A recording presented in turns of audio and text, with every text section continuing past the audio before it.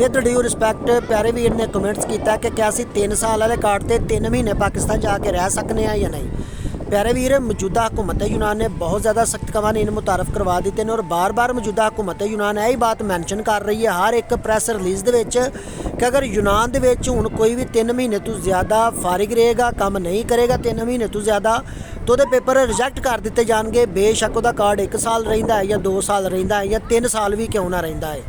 हुण बात करन दा मतलब है अगर फॉर एग्जाम्पल तुसीं पाकिस्तान चले जाते हो, तुसीं वापस आते हो, नवा काम फाइंड करके काम लगते हो या उस मालक को आके काम लगते हो, तो तुहाडे एनसी में लगदे 1 महीना गुजर जाता, यानी 4 महीने गुजर गए, तो हो सकता है तुसीं अपने पेपरों तो हाथ धो बैठो। इस वास्ते मेरा मशवरा यही है कि बहुत घट छुट्टी जाओ और इत्थे रह के ही मेहनत मजदूरी करके तो अपने दी सपोर्ट करो। अगर तुसीं जाना चाहते हो तो 1-1.5 महीने तो ज़्यादा छुट्टी ना गुजारो। फिलहाल मौजूदा जी सूरत हाल है तुहाडे नाल शेयर कर दी। अगर आने वाले दिनों के मजीद कोई मौजूदा हुकूमत यूनान चेंजिंग करेगी तो बारे भी तुहानूं अपडेट जरूर करांगे। बाकी दुआवां याद रखियो। तुहाडे मुहब्बत का बहुत ज़्यादा मशकूर हाँ। फी मान।